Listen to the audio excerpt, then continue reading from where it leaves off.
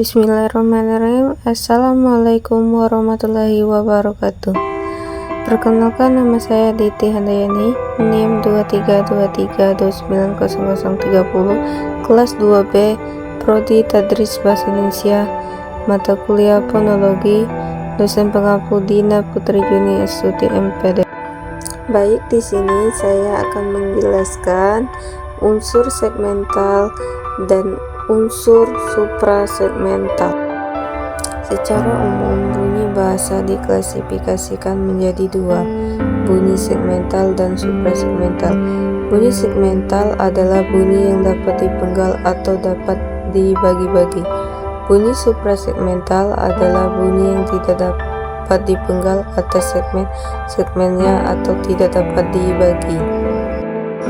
Bunyi segmental. Klasifikasi bunyi segmental berdasarkan ada tidaknya gangguan mekanisme udara, arah udara, pita suara, lubang lewatan udara, mekanisme artikulasi, cara gangguan, maju mundurnya lidah, tinggi rendahnya lidah, bentuk bibir. Lihat ada tidaknya gangguan, bunyi dikelompokkan menjadi dua, bunyi vokal, bunyi konsonan. Bunyi bahasa bisa dihasilkan dari tiga mekanisme udara. Mekanisme udara pulmonis, mekanisme udara laringal atau pharyngal, mekanisme udara oral. Dilihat dari arah udara, ketika bunyi dihasilkan, bunyi dikelompok menjadi dua, bunyi agresif, bunyi agresif.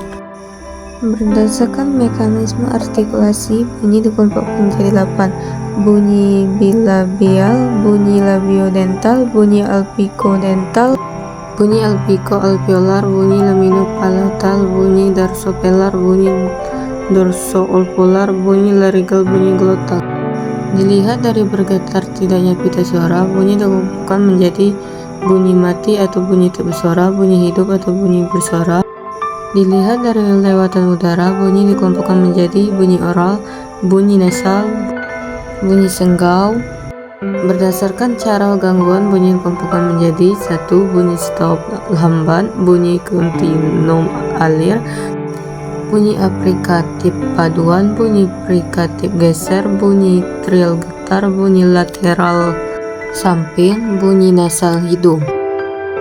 Berdasarkan tinggi rendahnya suara, bunyi dikelompokkan menjadi suara keras, suara cukup keras, suara tengah, suaranya cukup rendah, kebisingan rendah.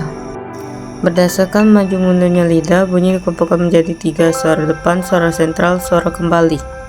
Berdasarkan bentuk bibir, ketika bunyi diucapkan, bunyi dikelompokkan menjadi suara bulat, suara tidak bulat.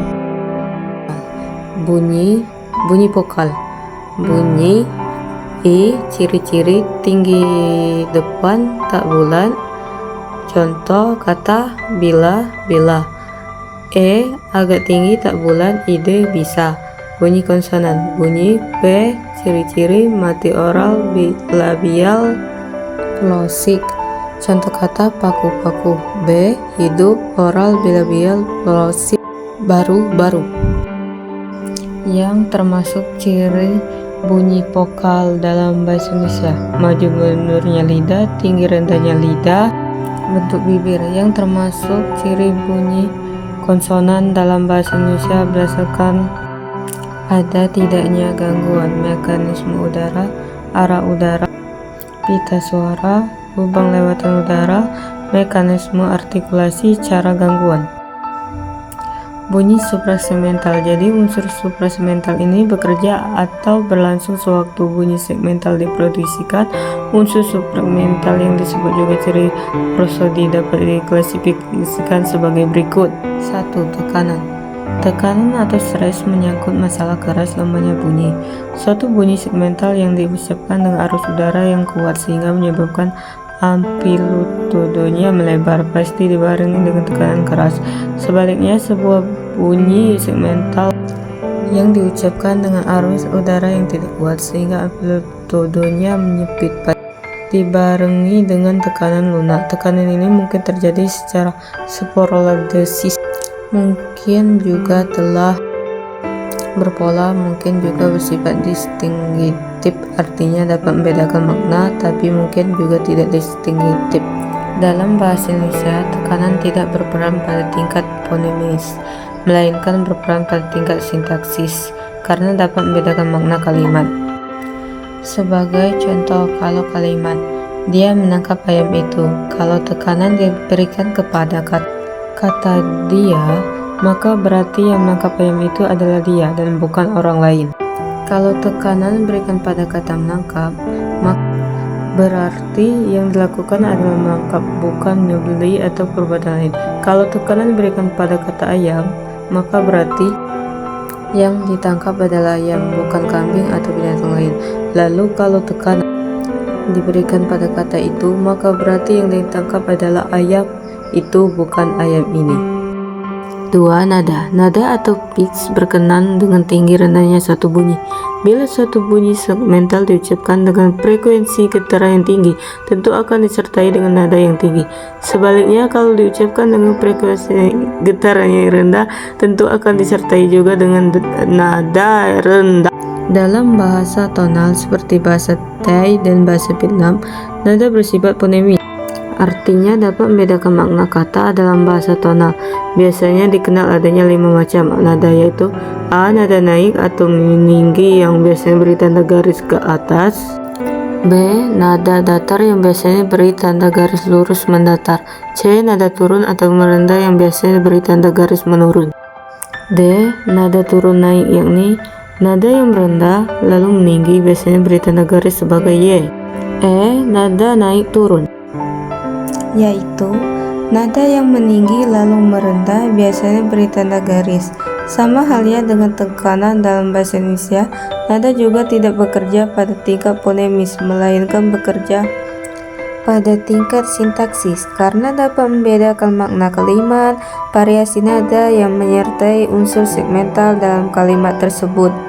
Intonasi yang biasanya dibedakan menjadi 4.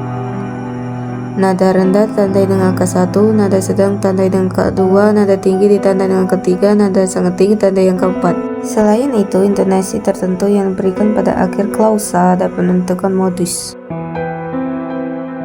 3. Jeda atau persendian. Jeda atau persendian adalah berkenaan dengan hentinya bunyi dalam arus ujaran disebut jeda karena adanya hentian itu, dan disebut persediaan karena tanpa perhentian itulah terjadi persambungan antara dua segmen ujaran. Jeda ini dapat bersifat penuh atau bersifat sementara. Biasanya membedakan adanya sendi dalam internal joint strill dan sendi luar open joint strill.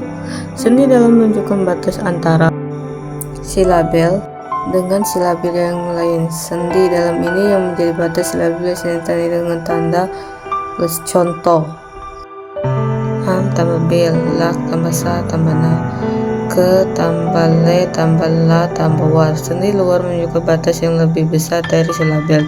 Dalam hal ini biasanya membedakan adanya a. Jeda antar kata dan frase ditandai dengan garis miring tunggal 1. Jeda antar frase dengan klausa ditandai dengan garis miring ganda 1. C. Jeda antar kalimat dalam wacana atau paragraf ditandai dengan garis silang ganda. Tekanan dan jeda dalam bahasa Indonesia sangat penting karena tekanan jeda tidak dapat mengubah makna kalimat. Buku sejarah baru, buku sejarah baru. Kalimat pertama bermakna buku mengenal sejarah baru, sedangkan kalimat kedua bermakna buku baru mengenal sejarah. 4. Durasi. Durasi berkaitan dengan masalah panjang pendeknya atau lama singkatnya suatu bunyi diucapkan. Tanda untuk bunyi panjang adalah titik 2 di sebelah kanan bunyi yang diucapkan, atau tanda garis kecil di atas bunyi segmental yang diucapkan. Dalam bahasa Indonesia, durasi ini tidak bersifat fonemanis, tidak dapat membedakan makna kata. Tetapi dalam beberapa bahasa lain, seperti bahasa Arab, unsur durasi bersifat fonemanis. Untuk mengetahui lebih jauh mengenai intonasi dalam bahasa Indonesia, silakan lihat Halim 1974. Thank you. Wassalamualaikum warahmatullahi wabarakatuh.